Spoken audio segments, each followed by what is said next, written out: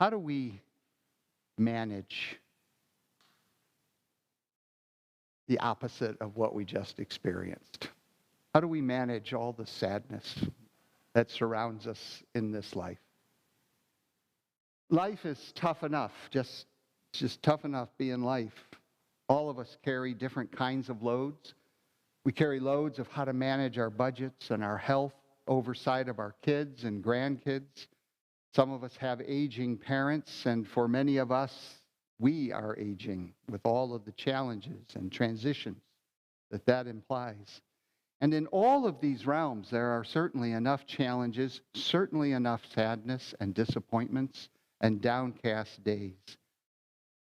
But we are living in a time of globalized transition. It's a world beyond any of our individual interventions. Climate change, this brutal and cruel war, economic shocks, refugees without limits, and the always present media-induced next thing and the next thing. It just comes at us relentlessly. We are living in perpetually traumatic times. The ongoing, often overwhelming, beyond word tragedies and complexities of life leave us shell-shocked and numb and disempowered. We just want to hide in our shells and make the world go away. Get lost in entertainments and distractions and trivialities. I'm not speaking theoretically. I can't tell you, well, I will tell you. I've probably spent 2.5 hours this week studying all elements of the upcoming NFL football draft and what the Seahawks will do now that, we get lost in these things that simply do not matter. And we yearn for the ecstatic. We yearn for your gift, Elizabeth, something that brings us up out of that shell, gives us hope, gives us life, seizes us with beauty. Coming out of COVID into such uncertain and unpredictable and an often unreliable world, we can sometimes feel that every single day is one of those days that it's socked in, nothing but clouds, nothing but heaviness. Far from positive energy, we feel this continual undercurrent of sorrow and a seeping away of our life energy. In contrast to that is Psalm 65. It's a joyous song of gratitude. It's a song of a blue sky, sunny day. It's a song of praise and possibility. And it speaks to what is right about life. The presence of God is everywhere. The goodness of life is everywhere. The possibility of love is everywhere. Positive, life-giving energy is everywhere. Because that's what God is. A continuing outpouring and overflowing of compassion, of well-being towards others, of blessing and grace and affirmation. God is the good of life and is everywhere present. Psalm 65 was not written by happy, bubbly Pollyannas. The psalm comes out of the soul of a people who have known great sufferings and sorrows. They've known the sadness of life with its cruelty and brutality, its randomness and unfairness. They know what it's like to be at the mercy of more powerful and overwhelming forces, powers towards which an individual cannot intervene, cannot change, powers that neither know or even care or even notice the individual. You, me. And yet, even from this fragile woundedness comes this song of praise and gratitude and empowerment. We shall be satisfied with the goodness of your house, your holy temple. The pastures of the wilderness overflow. The hills gird themselves with joy. The meadows clothe themselves with flocks, and the valleys deck themselves with grain. They shout and sing together for joy. Where does this come from?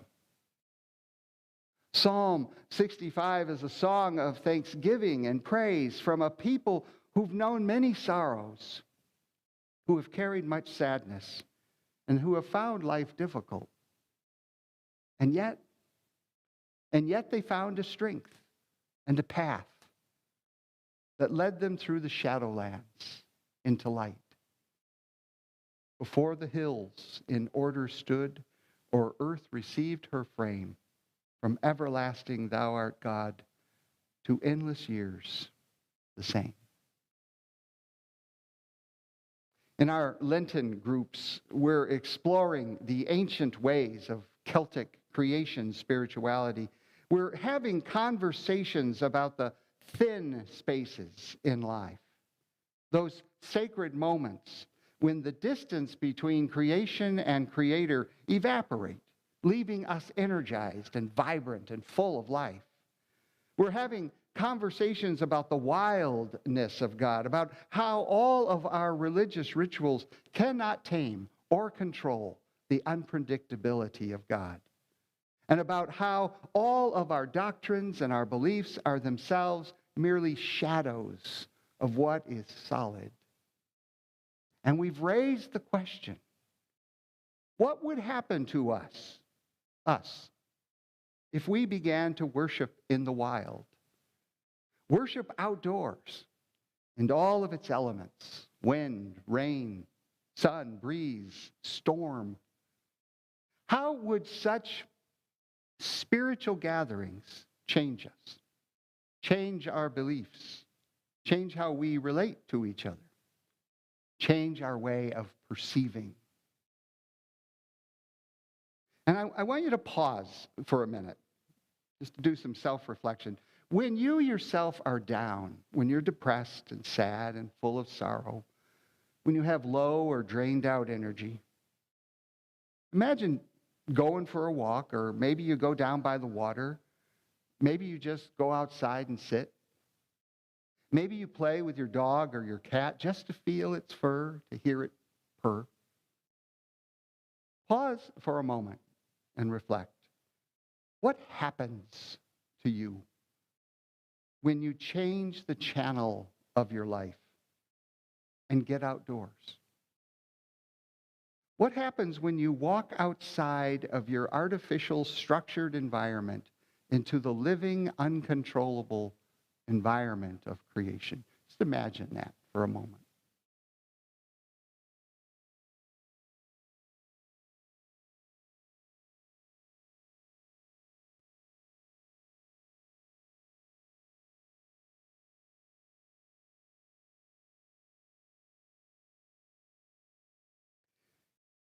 I remember the first time I heard theologian Sally McVeigh speak of her powerful metaphor that creation is the body of God. Creation is the body of God. And that was an alien thought. That was heresy.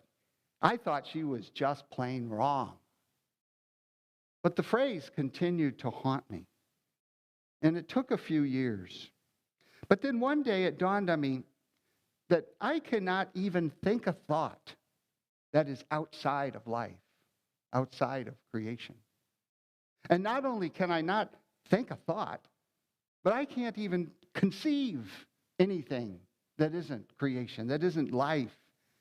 And I certainly don't, nor does anyone else know all the intricacies and complexities of the human body, much less life.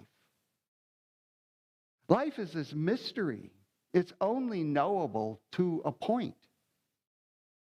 And that's when it dawned on me that God, whatever else God is at least as complex and unknowable as all of creation. And if humans can dare to think that we're made in the image of God, and if Christians can dare to think that we're the risen body of Christ, a temple, a thin space that becomes a portal of sacred presence, well, if I can think that about us, which I do, then yes, creation is God's body. How can it not be? Richard Rohr gives an example. The world of ecology is so exciting because we're recognizing from all the scientific disciplines that the entire nature of the biological and physical universe is absolutely relational, interconnected. We're discovering that when we change one factor, everything changes. For example, a bird called a red knot migrates annually all the way from South America to certain Arctic islands north of Hudson Bay. This little bitty bird, a red knot, 9,000 miles every year. They stop in the middle of their journey on particular beaches around the Delaware Bay. And there they eat the protein-rich eggs of horseshoe crabs. The eggs give them energy enough to get all the way to the Arctic. But then we humans began to intervene in that cycle, that web of life. And we started using the horseshoe crabs as bait to attract eels and conch in great numbers. And it took about 10 years to recognize that that beautiful, courageous, magnificent little red knot bird was going to go extinct. And so researchers observed and studied, and they came up with a plan, and as soon as horseshoe crabs were more protected against use as bait, there was a return of the lovely little red knot. The birds again had available protein that they could eat on the shores of New Jersey and make it all the way to the Arctic. A success story. But it's still going to take several more decades for the red knot to be fully restored. And so Rohr concludes, now this example might seem like a simple, unimportant, trivial thing. And yet a spiritual seer, one we might call a mystic, would recognize that God did not create horseshoe crabs or red knots for no reason. They're part of the entire ecology or spiritual plan.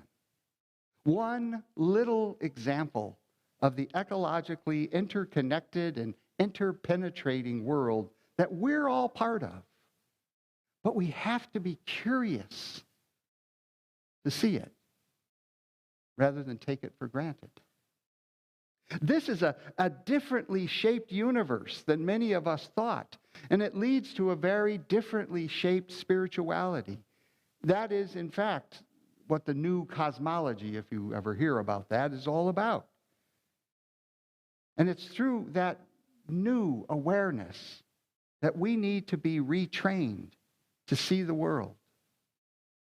It's when we realize that God isn't out there, but God is in all, through all, with all. We need new eyes to see what's really real. We need new eyes to see the connections and to be curious about the connections, to desire to have communion.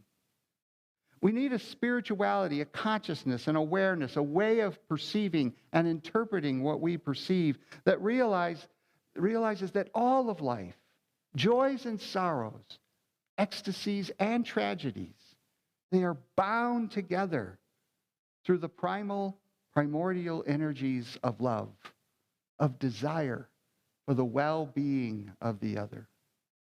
Everything belongs. Everyone belongs. Life is woven together. For example, climate change has us all depressed. We do feel powerless. We feel that we're just marking time before the inevitable collapse. And that makes us sad. And it makes us sad that our entire way of life, the only way we know how to live, has fouled the common nest in which we live. And yet, as Rohr perceptively says, This might well be the one thing that will bring us all together, politically and religiously. The earth and its life systems, on which we all entirely depend, might soon become the very things that will convert us to a simple lifestyle, to necessary community, and to an inherent and universal sense of reverence for the holy. We all breathe the same air, and we drink the same water. There are no Jewish or Christian or Muslim versions of these universal elements. All water is holy water. It's always and everywhere 2 parts hydrogen and 1 part oxygen. And voila, we have the absolute miracle of liquid water, which is absolutely necessary for all that lives. But we have to be curious to see it and not take it for granted. Sadness is all about disconnected and lack of meaning, collapse of one's significance and purpose.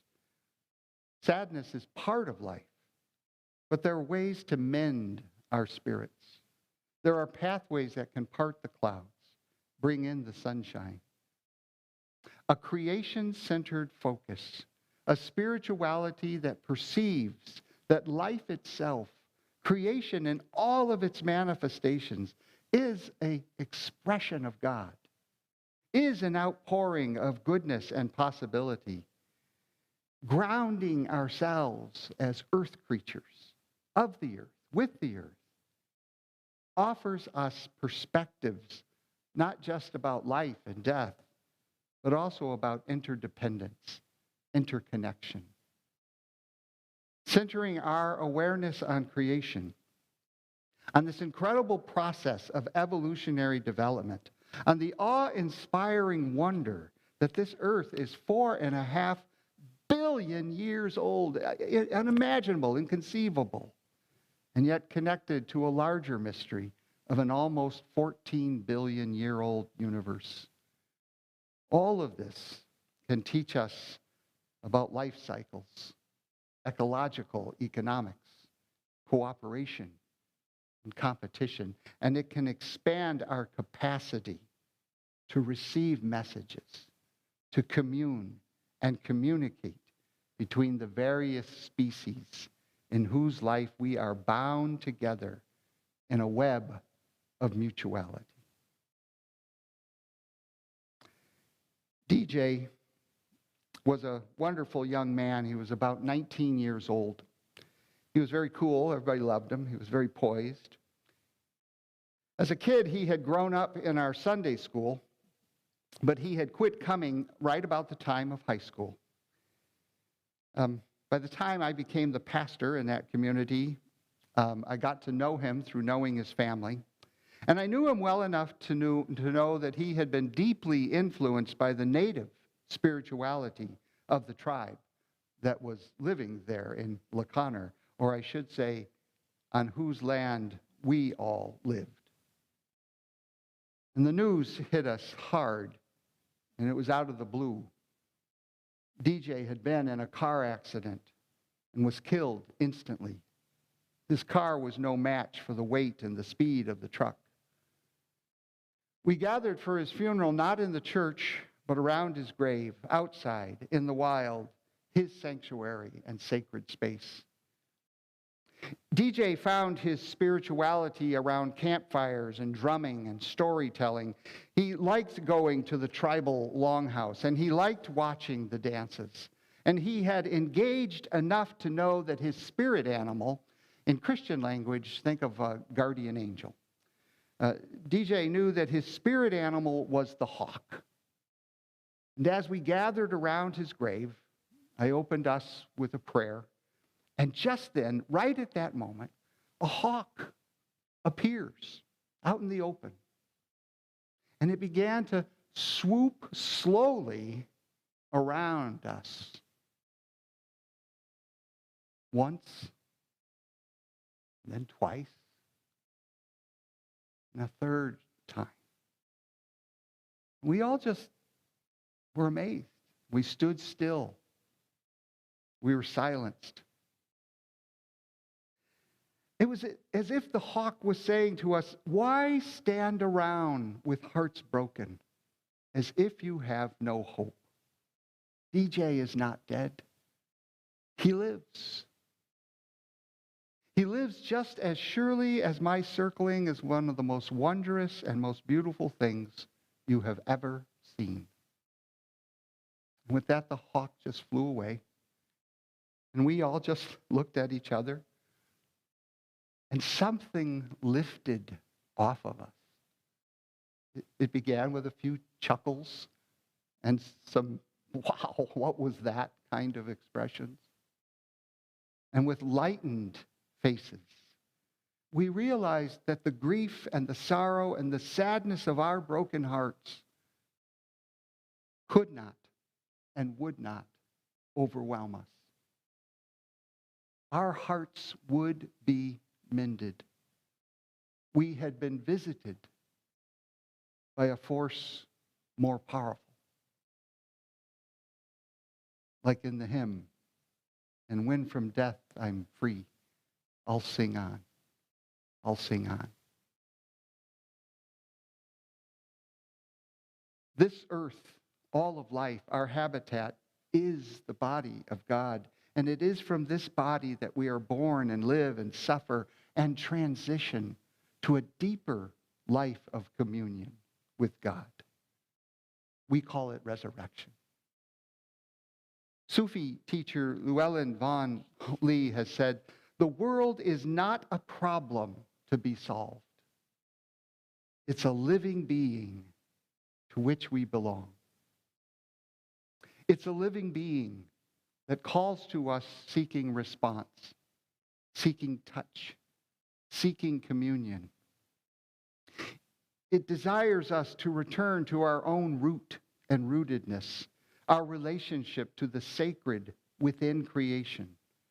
Only from the place of sacred wholeness and reverence can we begin the work of healing, of bringing the world back into balance, of holding our sadness with a greater and all-encompassing joy. Amen.